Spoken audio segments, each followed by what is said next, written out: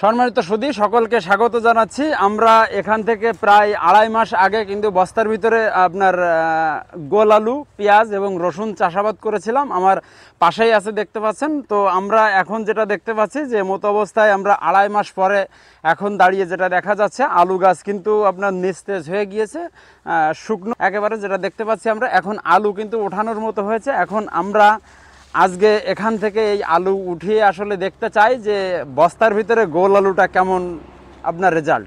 পাশাপাশি আমাদের যে পেঁয়াজ, রসুন এগুলো কিন্তু এখনও আমরা যেটা দেখতে পাচ্ছি, এই গাছ এখনও কিন্তু আপনার সতেজ আছে। এক্ষেত্রে আমরা পেঁয়াজটাও এখন তুলতে পারতেছি না, আমরা রসুনটাও এখন তুলতে পারতেছি না। আমরা এখন কিন্তু গোল আলুটা ওঠাবো। আমরা দেখতে পাচ্ছি যে অলরেডি আমাদের কিন্তু গাছগুলো না ওঠানো হয়ে যাচ্ছে। এখন আমরা গোল আলুটা ওঠাতে থাকি। আর আমরা বেশ কিছু ঝামেলার ভিতরে অনেকেই অনেক আপনার প্রশ্ন করেছিলেন, সেগুলো নিয়ে আলাপ করতে থাকি। এখন অনেকেই বলেছিলেন আমরা এই যে গোল আলুর যে বস্তা, এই বস্তাটা 2 থেকে 2.5 মাস টিকে থাকবে না।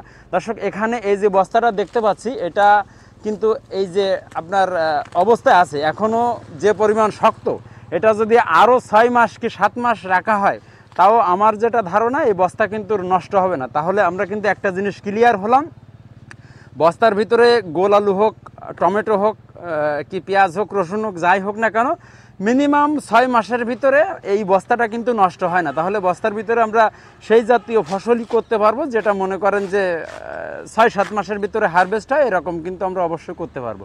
এবার আমরা যখন আলুগুলো ওঠানো হবে তখনই কিন্তু দেখতে পাবো যে আসলে কীরকম আলুর রেজাল্ট হয়েছে।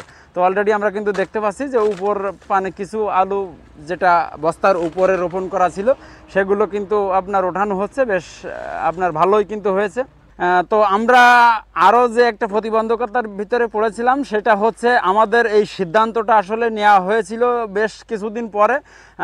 তো এই বস্তায় আলু চাষ করতে গেলে মাটিটা কিন্তু প্রস্তুত করা খুব জরুরি। এই মাটিটা কিন্তু অন্তত যদি 1 থেকে 1.5 মাস আগে প্রস্তুত করা যায়, তাহলে কিন্তু খুব সুন্দর হয়। যে মাটিতে আমরা যে সারটা দেবো, সেটা মোটামুটি 15-20 দিন আগে যদি দিয়ে মাটিটার সাথে কিন্তু ফেলে রাখা হতো, তাহলে আরও সুন্দর হতো। এবং আলুর যে সিজনটা অরিজিনাল, যে আপনার যখন বস্তার ভিতরে আমরা চাষাবাদ করতে যাব, তখন আমরা যদি প্রথম দিকে আর কি রোপণ করতাম, তাহলে কিন্তু আপনার বেশি ভালো হতো। তো আমাদের কিন্তু এই আলু চাষ করতে করতে মোটামুটি আমরা প্রায় শেষের দিকে, যখন মানুষ আলু লাগানো প্রায় শেষ, সেই সময় কিন্তু আমাদের রোপণ করা হয়েছে। আমরা যদি সঠিক সময়ে মোটামুটি আমরা কার্তিক অগ্রহায়ণ মাসের দিকে, যদি অগ্রহায়ণ মাসের প্রথম দিকে যদি আলুটা চাষ করতাম, তাহলে কিন্তু রেজাল্টটা আরও বেশি ভালো হতো।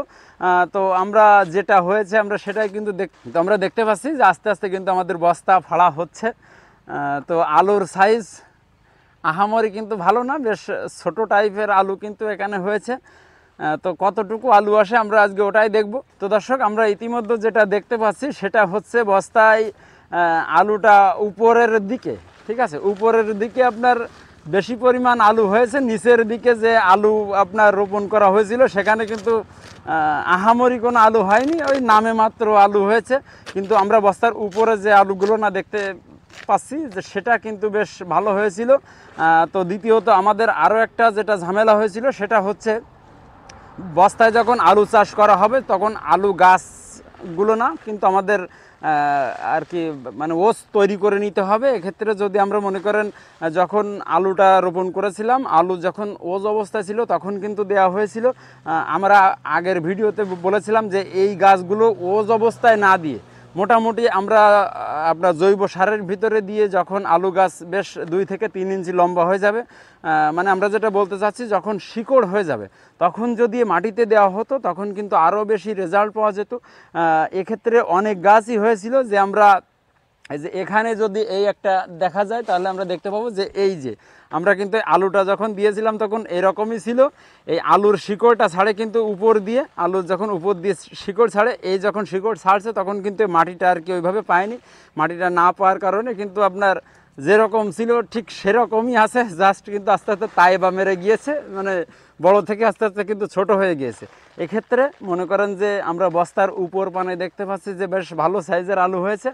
মাটিতে যেভাবে লাগাই ওইভাবে কিন্তু উপরে, তো নিচের দিকের আসলে রেজাল্টটা ওইভাবে ভালো না।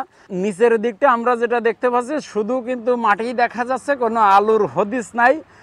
তো দর্শক, আমরা এখানে আপনার যে আলুটা পেয়েছি মোটামুটি এই যে ক্যারেটের ভিতরে দেখতে পাচ্ছেন, আর কি আছে, এই যে আমরা যে ক্যারেটের ভিতরে যেটা দেখতে পাচ্ছি, এই মোটামুটি আপনার 2 কেজি পরিমাণ কিন্তু আলু পাবো এখানে। তো এটা কিন্তু যে আমরা যে আশা করেছিলাম সে আশানুরূপ ফল কিন্তু এখানে পাইনি।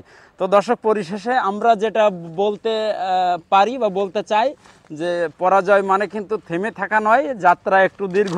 আর আমাদের আরও একটা জিনিস মাথায় রাখতে হবে যে বস্তার ভিতরে আসলে গোল আলু এটা কিন্তু বাণিজ্যিকভাবে চাষাবাদ এই মুহূর্তে আমরা বলতে পারতেছি না যে এটা ভালো। এটা কিন্তু আসলে মানে কি বলা যায়, মানসিক একটা প্রশান্তি যে আপনার বাড়ির ছাদের পরে যখন একটা আলু গাছ লাগাবেন, সেখানে আলু গাছ হবে, সেখানে কিছু পরিমাণ আলু হবে, এটাই কিন্তু একটা আপনার প্রশান্তি। তো এখানে মনে করেন যে এবছর আমাদের রেজাল্টটা খুবই খারাপ, যে একটা বস্তার ভিতরে আমরা 2 কেজি পরিমাণ কিন্তু আলু পেয়েছি। এটা আসলে আমাদের আশা ছিল যে অন্তত 5 থেকে 7 কেজি কি 8 কেজি এরকম আলু হবে, তো আশানুরূপ ফল কিন্তু আমরা পাইনি। তো এবছর আমাদের বেশ কিছু ভুল ছিল। আমরা এবছর আসলে এখন ওইভাবে কিন্তু আমরা ছেড়ে দিচ্ছি না। আগামী বছর আমরা সঠিক টাইমে এবং সঠিকভাবে এই বস্তার ভিতরে গোল আলু চাষাবাদ করে দেখব যে আসলে রেজাল্টটা। তো এতক্ষণ আমাদের সঙ্গে ধৈর্য ধরে থাকার জন্য সকলকে আবারও সাধুবাদ জানিয়ে আমরা আমাদের আজকের প্রতিবেদন এখানে শেষ করছি। ভালো থাকবেন, সুস্থ থাকবেন।